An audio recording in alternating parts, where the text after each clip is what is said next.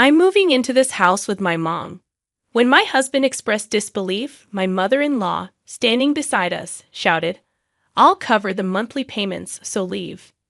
I was shocked by their strange behavior. The reason behind their drastic change would become clear after 019. The apartment lease was transferred to my mother-in-law's name.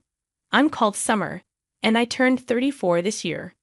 My late father chose the name Summer because I was born during that season, and he cherished me deeply.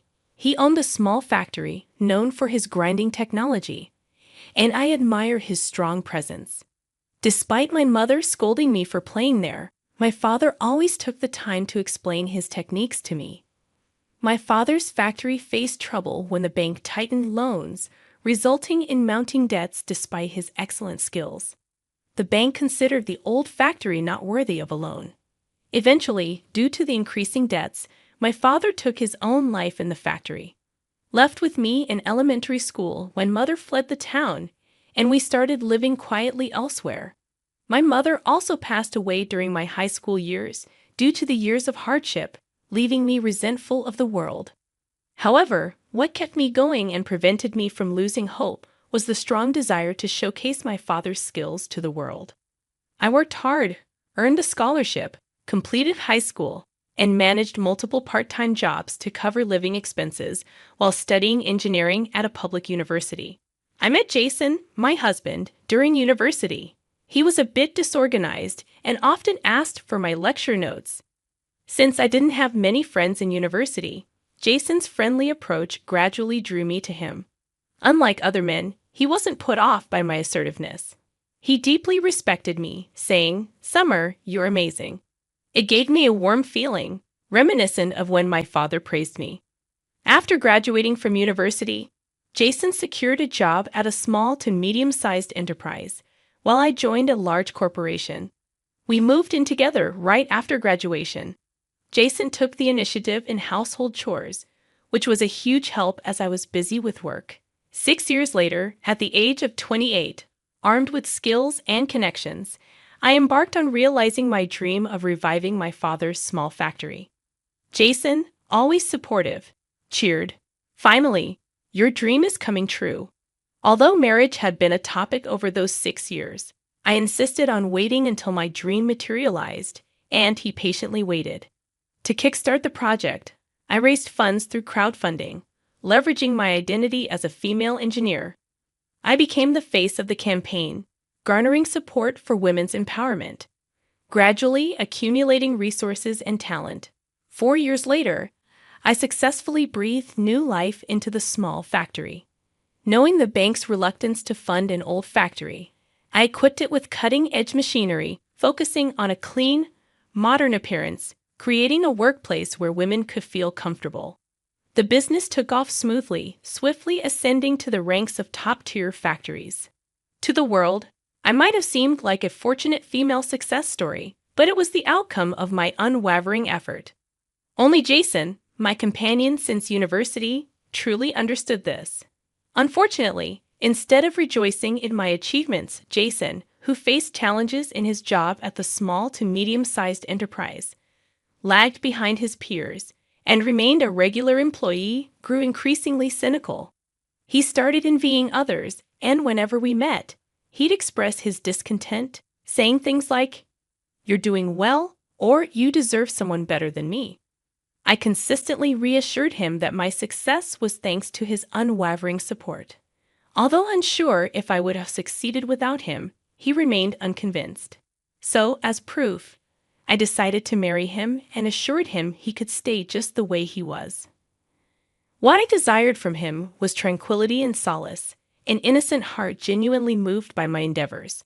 However, perhaps things change after a decade as a working adult. I hoped marriage would bring peace to his heart, but little did I know it would have the opposite effect, leading to days filled with regret. When our marriage was arranged, we promptly visited both families. I had the impression that Jason's family, being a typical office worker's household, must be cheerful since Jason grew up there. However, the reality was starkly different. Their home was a 50-year-old wooden structure, showing signs of wear and tear, seemingly on the verge of collapse. Upon seeing me, Jason's mother gave me a sharp look and remarked, "So, you're the rich president everyone's talking about." Having seen my face in the media during fundraising, she seemed to interpret my well-dressed appearance as an arrogant display of wealth. "Jason has been under your care quite a bit, hasn't he? Oh, how thankful we are. Please come in, even though it's dirty," she continued sarcastically, leading me inside. Jason, standing behind me, shrugged as if it were routine and nudged me forward. Jason's father, perhaps unintentionally, wore a worn-out, lint-covered outfit and took a seat on the sofa. "Oh, sorry about this. We were raised this way, different from some rich folks," he apologized, offering a seat. I felt like I had ventured into enemy territory alone, but Jason sat quietly beside me, offering no support. His parents would counter, "That's how rich people are different from us commoners," to anything I said, making any meaningful interaction nearly impossible. Later, I inquired with Jason about his parents' aversion to the wealthy. He confirmed it, revealing that he had held such sentiments since childhood. Whenever he saw a large house, he'd comment, "They must have done something bad to build that. Rich people are definitely up to no good. They don't have a heart. Those born into rich families always look down on us commoners. Don't associate with such people." He harbored a strong dislike for the affluent, and his parents even scolded him for befriending a classmate from a wealthy landowner's family. Despite not growing up wealthy and having once envied the rich, I was curious about the origins of such sentiments. It turned out Jason's parents didn't approve of our relationship. His mother frequently accused me of exploiting him, and his father taunted him, saying, "Don't let a woman oppress you." While Jason's growing bitterness as I succeeded might have been influenced by his parents, my wealth was dedicated to fulfilling my late father's dream, not to belittle or take advantage of others. Although Jason had explained this, my success seemed to overshadow everything else in their eyes. I was determined to help them understand me, but no matter my efforts, they would quickly dismiss it, saying, "That's how rich people are." Even the gifts I sent were met with sarcasm. Slowly, I grew distant from my in-laws, while Jason began spending more time with them, especially after his father fell ill 2 years into our marriage. Despite sharing a home, our interactions became minimal. Then, out of the blue, Jason announced, "I quit my job because housework is too demanding." His unilateral decision angered me, considering our lack of communication, making us seem like a couple in name only. Although he claimed to be busy with housework, he often went out, seemingly to the casino. When I brought this up, he retorted, "Just hire a housekeeping service. I'm not your servant, and you have the money, so it's fine." I was left speechless. About 2 months after his father's passing, Jason and his mother, wearing solemn expressions, appeared at my house. Jason declared, "I'm moving into this house with my mom." As I stood there in shock, my mother-in-law, positioned behind me, stepped forward and shouted, "I'll cover the monthly payments to leave." Surprised, I blurted out, "Wait, please. Can you afford the rent, mother?" This seemed to strike a nerve as she turned red in the face and snapped, "You're always belittling people. You may think you're always the best. We have our ways too. We won't be looked down on forever." Jason also snorted in contempt. "I won't always bend to your wishes. I'll chart my own path," he declared. Faced with their strong attitudes, I came to the realization that dealing with them was becoming impossible. Reflecting on everything that had unfolded, I reluctantly agreed, "Fine, I'll move out next month." However, my mother-in-law interjected, "Not next month, leave by next week. My moving stuff will arrive." Her schedule was unreasonably tight, and she had already planned her move without waiting for my final decision. What was she thinking? As I hesitated, she casually remarked, "You're wealthy, just hire someone to move for you." It wasn't about the money. It seemed they couldn't look past the notion that being affluent makes you less human. I started to ponder, why don't they find a new place? This is my rental. But as if predicting this, my mother-in-law countered, "This is Jason's place. Just because you make some money, don't get too carried away." It was evident she disliked that I earned more than Jason. Glancing at Jason once more, I saw a man so different from when we first met, his face contorted and unappealing. His appearance became repugnant, and I questioned why I had married him in the first place. In that moment, a strong desire to leave and not share the same air with them overcame me. This, I thought to myself, is the moment one decides on a divorce. Turning away from them, I calmly stated, "Fine, I'll move out this weekend. We'll handle the paperwork." At that, they exchanged triumphant glances, almost reveling in the feeling of defeating a longtime adversary. It felt strangely liberating. Swiftly, I searched for a new apartment and a moving company, sorting out all the necessary paperwork. Despite being occupied with business trips, I managed it all. Upon returning home to find Jason asleep and treating me as if I were invisible over the weekend, he emotionlessly signed the divorce papers, and my former mother-in-law signed the lease agreement with the real estate agent. I wondered if she even considered the $6,000 rent. So I left the luxury condo, moving out solo. Naturally, I opted for a high-security apartment, a one-room space sufficient for one person.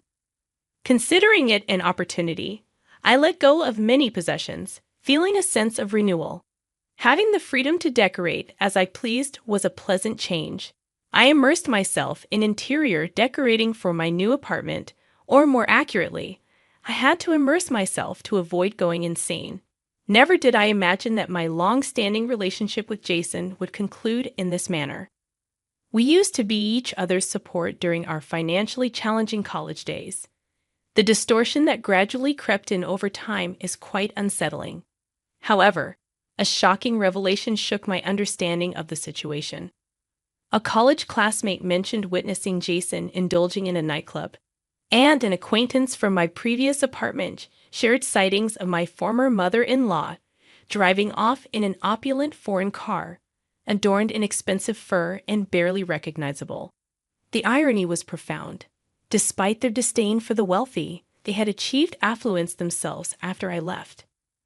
Then, out of the blue, 2 months later, Jason called me, sounding almost in tears, and pleaded, "Please help me." I was utterly bewildered.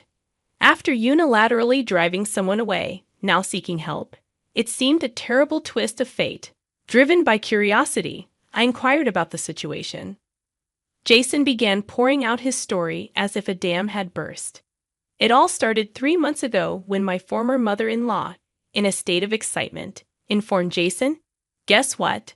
$3 million. We won $3 million. She had been buying lottery tickets annually, and this time, luck was on their side. Shocked, Jason asked, "Really?" And she confidently replied, "Absolutely. I checked it many times. We're rich now, no more being ridiculed by the wealthy. God has been watching over us." Jason fully believed her. She continued, "Now you can break free from that woman's slavery, Jason. She's got a young man on the side, you know. Leave her something."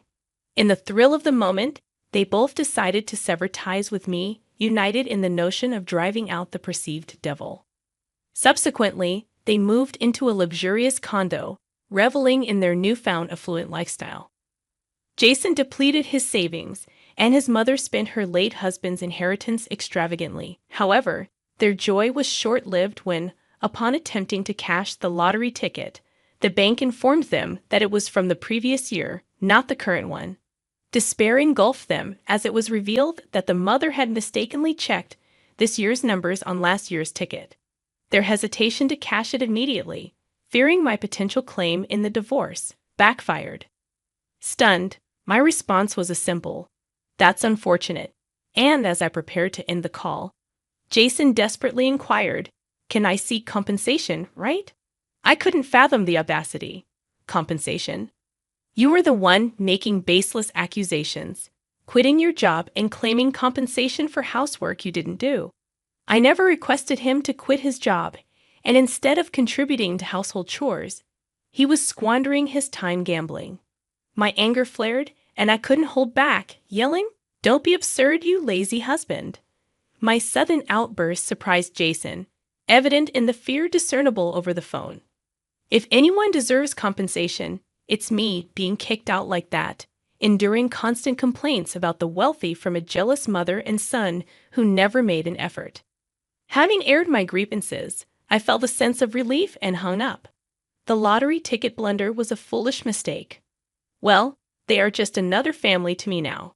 Their fate is of no concern to me. 3 days later, a familiar figure appeared in front of my factory. It was my former mother-in-law, disheveled and clad in worn-out clothes.